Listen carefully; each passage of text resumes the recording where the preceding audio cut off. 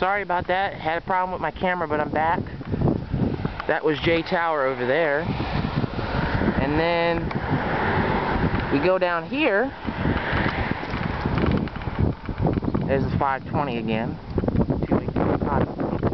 Got the trademark Bellfire firebox here. Here's the other side of the 6755. It's seen better days. I remember when I was little, it looked in a lot better condition than this. But, you know, sitting out here, it's not really good for these engines. And then there we have the 6-wheeled tank car from United Tank Car Company. This is a jumbo tank car. I forget the capacity of it. Some of these tank cars had 16 wheels. This one has 9. So, and through here, car number 274, which you can see right there. That's a Pioneer 3. That was a prototype from the Pennsylvania Railroad. Only 2 of those cars remain. Only 6 were built. Unfortunately, 2 were used in a crash test out in Colorado. So there's videos of that on YouTube. There's a P&LE caboose number 508, and there's a Louisville and Nashville RDC, and then that's a Reading observation car. I think it was on the Crusader, the Reading Crusader. That's the observation car for the Reading Crusader. So, I mean, it's pretty sad that they scrapped 2 of the Pioneer 3s, and then 2 were used in a crash test. Strasburg snatched the other 2 up, which was a miracle, thank God. Now, moving on. That GG1 right there. That's the prototype number 4800. I'm going to show you guys an up-close view of her. I've been seeing that unit since I was a little kid. Now, the reason why the unit's just painted in black right now is because they recently just did a cosmetic restoration on her. They still need to apply the lettering. But the reason why this unit is so unique is because, as you can see, this is the only GG1 that was ever built with a riveted car body. They also nicknamed her Old Rivets because basically her car body's rivets. Now, if you look at the front of Old Rivets, or I should say number 4800, it looks like a streamlined version of a P5A, which is true. This one was built by General Electric in 1934. It's still in good condition, more or less. Sadly, I don't think we'll be seeing one of these giants running again. I hope Broadway Limited decides to make one in HO scale exactly like this one, because the only ones you can get of Old Rivets are in brass, and they can be very expensive. These units would easily do 100 miles an hour, but they could go faster. Still got the cab controls in there. Pennsylvania Railroad was known for pioneering electric railroading, and a lot of railroads, if not all of them in the world, learned from Pennsylvania Railroad. So, beautiful piece of equipment here. I'm glad that they saved her. A lot of GG1s were scrapped. GE and Westinghouse built, the order was split between GE and Westinghouse. So GE built half, Westinghouse built the other half. There's a 603 right there. Now the 603, that's GE. So you look, 1934 GE, 1980 GE. Both DC electrics. Both very beautiful. Yes, indeed. I like them. Now, when I was a little kid, I used to see the 603 on the Crescent, on some of the other long-distance trains. On one occasion, I saw the 603 running in a dual-unit set on an extra-long train. I forget which train it was, but I remember it. It was extremely rare to see 2 E60s pulling a train, but they did do it. I also have a video of 2 E60s on a train. It's in my favorite movie clips. This is Conrail crane number 45210 or 45215. 210, I should say. This is a diesel powered crane. I believe it's an American crane. American crane. This crane used to be down there on that track over there, but they moved it right here. That's the Boone car. Looks like they recently repainted. Now they need to get that guy painted. Let's see. Conrail hopper car back there. There's Metroliner cab car. Cafe car, I should say, number 6. In the distance right there. I remember taking a picture in front of that car, along with that engine and that engine right there. I had pictures of them. I was standing right in front of them. Beautiful pieces of equipment. There's the Lehigh, Louisville and Nashville RDC. They also have a Reading RDC car, I believe. I'll show you the back of the Conrail crane. It's called it was stationed in Conway, PA. Let me get you guys a better view of that, because I don't think you guys can see that. Yeah, Conway, PA. Oh, it was industrial brown hoist. Okay. Well, it's a diesel electric crane. I believe this particular crane was self-propelled, but I am not too sure. I think it's got twin diesel engines, as you guys can see by the roof. It must have been self-propelled because it looks like it. I just don't. It just has the look of a self-propelled crane. I know some six-wheel cranes were self-propelled. Okay, moving on. We have Baldwin Locomotive Works number 1200, which is a Baldwin S12. This one worked in the locomotive shop facility as a switcher. It's got a 3-chime Leslie and a Leslie honker, and it's coupled up to an ex-Reading, I believe that's a Reading heavyweight coach, I think. Yeah. Baldwin S12 number 1200. Now, where's the Alco C415 at? They usually have the Alco C415 parked right next to the number 1200, but I don't see it. So they, there it is. There it is.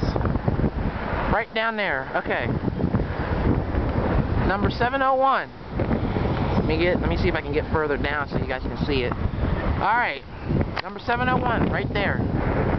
That's a Alco C415. I think only 10 were built. This particular unit used to work for Mocor, or the MORR Railroad, I think it was Mocor. It has the extra low center cab, which means it was used in a steel mill, obviously. It also has the high adhesion trucks on it. I believe it developed 1,500 horsepower. 2 of these units still operate on the East Coast for a Virginia Coal and Transfer Company. You can see those units on those incredible Alcos Volume 1. 2 more work in California, and a few more in some museums around the country. I know there's a couple of Baldwin S12s out there, but that unit's pretty cool. There's the Pioneer 3s right there, and there's the observation car and the Reading Crusader streamlined train. So the lead car for the Pioneer 3 is number 246. So that's a beautiful car. Hopefully I still have my car keys. I don't want to lose my car keys. I'd be so pissed if I couldn't get back in my car looking at trades.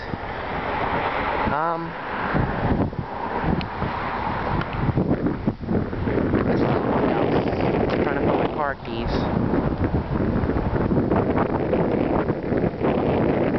Yeah, no, I got it.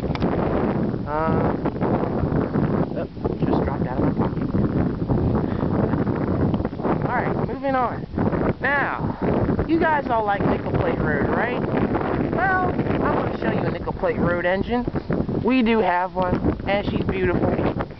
Number 757. Some of her sister units are still running. I know there's Repair Marquette and another nickel plate road. Another, I forget the numbers, but you guys know what I'm talking about. Beautiful, beautiful engine here. There's the picture of the Alco C415 again. A better close-up view, I should say. But back to the 757. Beautiful engine. She's been sitting in this exact spot since I was a kid. They haven't moved her. They haven't touched her. She's been sitting there since I was a kid. I mean, I used to come here as a kid, and see her right here. There's Maryland and Pennsylvania back there on the turntable. That's number 81. Beautiful engine. I have no idea what this car is for, but it looks pretty cool. But moving on, back to the 757.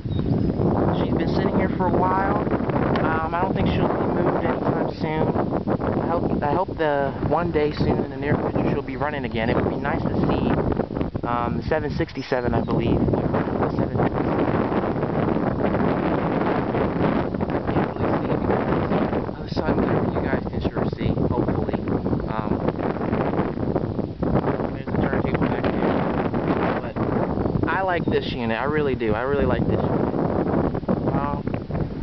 And I like the 701. Now, back when I was little, they used to have a flat car on the 701, and it used to have an Alco prime mover on the flat car. I don't know if they moved it inside.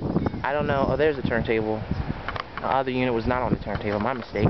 Anyway, I don't know if they moved it inside, but you know.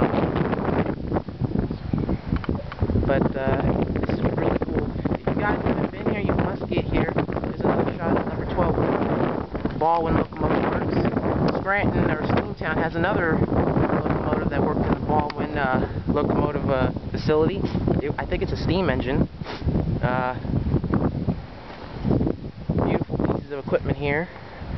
One of the best museums in the country, and the oldest operating railroad in the country. Yeah, I think the Strasburg Railroad was started in 17-something. There's a Metroliner Car.